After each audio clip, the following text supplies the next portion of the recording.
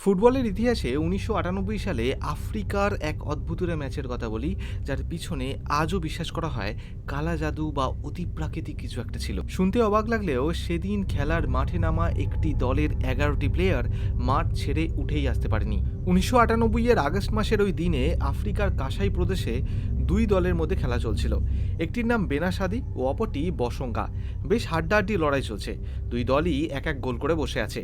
গ্যালারিতে বসে থাকা প্রত্যেকটি মানুষ প্রায় খেলার মধ্যে ঢুকে গিয়েছে। ঠিক সেই সময় যাকে বলে বিনা মেঘে বজ্রপাত ঘটল একেবারে খেলার মাঠে।